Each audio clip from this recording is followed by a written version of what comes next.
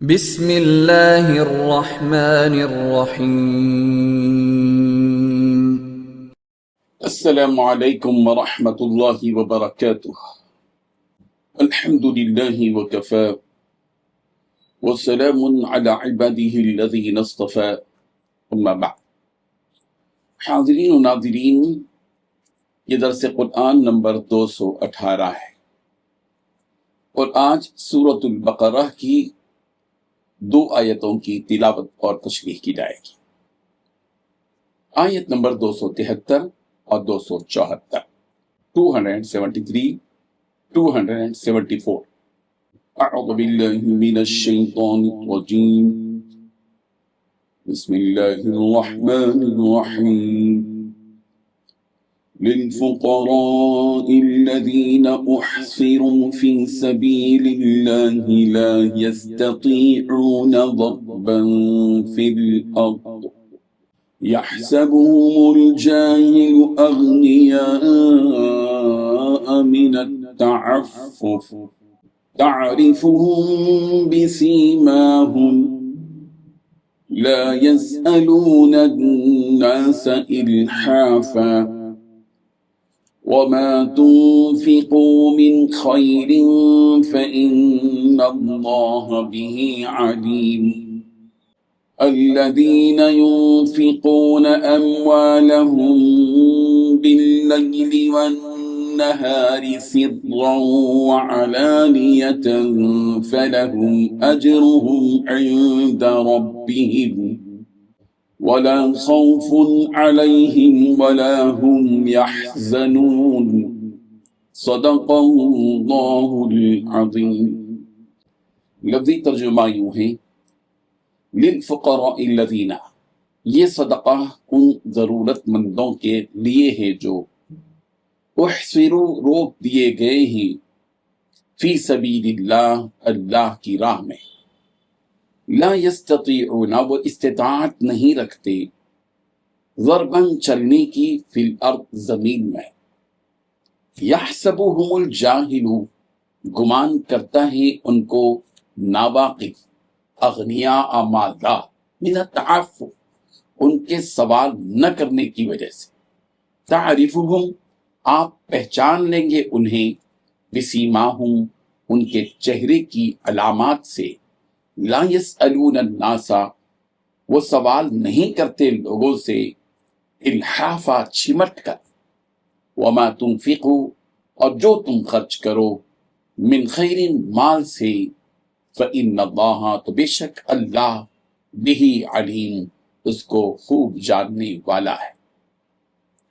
الذین، وہ لوگ جو ينفقون، خرچ کرتے ہیں، اموالہم، اپنے مال، باللیل، رات میں، والنہار، اور دن میں، سرًا، پوشیدہ، وعلانیةً، اور ظاہر، فلہم اجرہم، تو ان کے لیے ان کا اجر ہے، عند ربہم، ان کے رب کے ہاں، ولا خوف علیہم، اور نہ کوئی خوف ہوگا ان پر، ولا ہم یحزنون، اور نہ وہ غمگین ہوں گے۔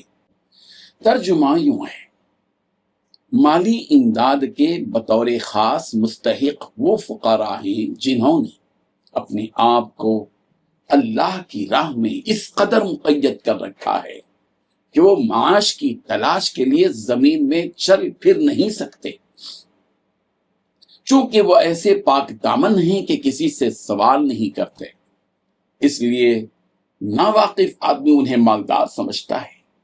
تم ان کے چہرے کی علامتوں سے ان کی اندرونی حالت کو پہچان سکتے ہو، مگر وہ لوگوں سے لگ لپٹ کر سوال نہیں کرتے، اور تم جو مال بھی خرچ کرتے ہو، اللہ اسے جانتا ہے، خوب جانتا ہے۔ جو لوگ اپنے مال دن رات خاموشی سے بھی اور علانیہ بھی خرچ کرتے ہیں، وہ اپنے پروردگار کے پاس اپنا ثواب پائیں گے، اور نہ انہیں کوئی خوف لاحق ہوگا اور نہ ہی کوئی غم پہنچے گا۔ ان 2 آیتوں میں 8 باتیں بتلائی گئی ہیں۔ پہلی بات، مالی امداد کے بطور خاص مستحق وہ فقراء ہیں جنہوں نے اپنے آپ کو اللہ کی راہ میں اس قدر مقید کر رکھا ہے کہ وہ معاش کی تلاش کے لیے زمین پر چل پھر نہیں سکتے۔ دوسری بات، چونکہ وہ اتنے پاک دامن ہیں کہ کسی سے سوال نہیں کرتے ہیں۔ تیسری بات، اس لیے ناواقف آدمی انہیں مالدار سمجھتا ہے۔ چوتھی بات، تم ان کے چہرے کی علامتوں سے ان کی اندرونی حالت کو پہچان سکتے ہو۔ پانچویں بات، مگر وہ لوگوں سے لگ لپٹ کر سوال نہیں کرتے۔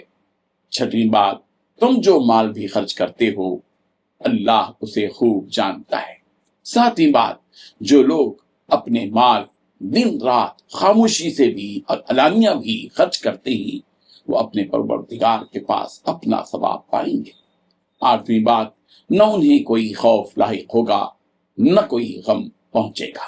بزرگان محترم، رسول رحمت صلی اللہ علیہ وسلم کے زمانے میں مدینہ منورہ میں ایسے غریب و فقیر مہاجر صحابہ بھی تھے جنہوں نے اپنی زندگی نبی رحمت صلی اللہ علیہ وسلم کا علم حاصل کرنے کے لیے وقف کر رکھا تھا۔ وہ مسجد نبوی کے چبوترے پر رہتے تھے جس پر چھپر پڑا ہوا تھا۔ یہ عام حالات میں رسول اللہ صلی اللہ علیہ وسلم سے براست علم حاصل کرتے تھے اور جنگ کے دنوں میں جہاد میں مصروف رہتے تھے۔ انہیں اصحاب صفہ کہا جاتا ہے۔ عموماً یہ مفلوق الحال غریب اور فقیر تھے۔ یہ دور دراز کا تجارتی سفر کرنے کی بھی استطاعت نہیں رکھتے تھے، بس مسجد نبوی کے دامن ہی میں ان کا گزر بسر ہوتا تھا۔ پاک دامنی کی وجہ سے یہ کسی کے سامنے دست سوال دراز نہیں کرتے تھے۔ ناواقف لوگ ان کی اس حالت کو دیکھ کر یہ سمجھتے تھے کہ یہ ضرورت مند نہیں ہے، حالانکہ اگر ان کے چہروں کو بغور دیکھتے اور ان کی غربت کی علامتوں کو دیکھتے تو ضرور پہچان سکتے تھے۔ اور یہ خوددار بھی تھے کہ کسی سے لگ لپٹ کر مانگتے بھی نہیں تھے، جیسے کہ عام پیشہ ور فقیر کسی کے پیچھے پڑ جاتے ہیں اور لینے تک نہیں چھوڑتے۔ ایسی کوئی بات ان میں نہیں تھی۔ اللہ تعالیٰ ایسے ضرورت مند فقراء پر اپنا مال خرچ کرنے کا اس آیت میں حکم دے رہے ہیں۔ حضرت سعید بن جبیر رضی اللہ عنہ نے فرمایا کہ ان سے وہ مراد ہیں جن کو جہاد میں زخم آ گئے تھے اور وہ معذور ہو گئے تھے۔ اس آیت کے اس زمانے میں وہ لوگ بھی مصداق ہیں، یعنی آج کے دور میں وہ لوگ بھی صدقہ اور خیرات کے حقدار ہیں کہ جن پر ہم اپنا مال خرچ کریں، جو دینی کاموں میں اس قدر مشغول و مصروف رہتے ہیں کہ ان کی اس مصروفیت اور مشغولیت کی وجہ سے وہ ادھر ادھر کہیں آ جا نہیں سکتے، اور دینی مصروفیت کی وجہ سے باوجود صلاحیت اور قابلیت کی تجارت بھی نہیں کر سکتے۔ مسلمانوں کی ذمہ داری ہے کہ ایسے دیندار افراد پر بھی اپنا مال خرچ کریں۔ مثلا وہ علماء جو لوگوں کی اصلاح میں ہماتن مصروف ہیں، جن کی باقاعدہ کوئی آمدنی نہیں ہے، لوگوں کا ان کے پاس ہر وقت اصلاح کے لیے آنا جانا، جس کی وجہ سے ان کا اپنی جگہ سے ہٹ نہ پانا، صبح و شام کی ان کی یہ اصلاحی خدمات انہیں نہ کاروبار کی اجازت دیتی ہیں اور نہ ملازمت کی۔ تو ایسی صورت میں مسلمانوں کو چاہیے کہ ان کے گزر بسر کا خیال رکھیں۔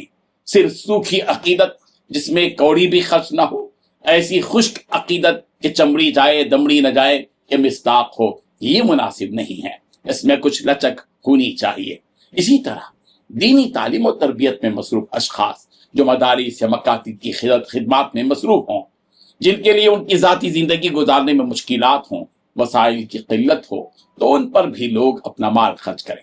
ہم اس حقیقت کو محسوس کر سکتے ہیں کہ دینی مدارس کے مدرسین کی قلیل تنخواہوں کی وجہ سے معاشی اعتبار سے ان پر کیا گزرتی ہے۔ اسی طرح قوم کی رہنمائی کے لیے جو علماء تصنیف و تعلیف میں مصروف ہوں، دین کی اشاعت میں لگے ہوئے ہوں، دعوت و تبلیغ میں لگے ہوئے ہوں، ان کا بھی خیال رکھا جائے، ان کے گھریلو اخراجات کے لیے ان پر اپنا مال خرچ کیا جائے۔ اسی طرح جو لوگ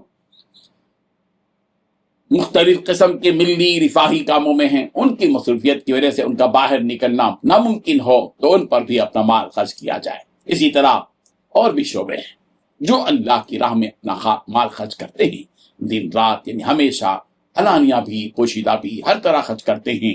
ایسے لوگوں کے لیے ان کے پروردگار کے پاس اجر بھی ہے، اور نہ ہی انہیں کوئی خوف ہوگا نہ کسی رنج کا اندیشہ، ان کی زندگی پربہار ہوگی جو راہ خدا میں خرچ کرتے ہیں۔ اللہ تبارک و تعالیٰ ان آیات کو سمجھنے کی توفیق عطا فرمائے، آمین۔ وآخر دعوانا ان الحمدللہ رب العالمین۔ ڈیلی درس قرآن کو سبسکرائب کیجئے، اپنے تاثرات اور مشورے ارسال کیجئے، اور متعلقین کے گروپ بنا کر انہیں روزانہ درس قرآن بھیجیں اور اجر ثواب پائیں۔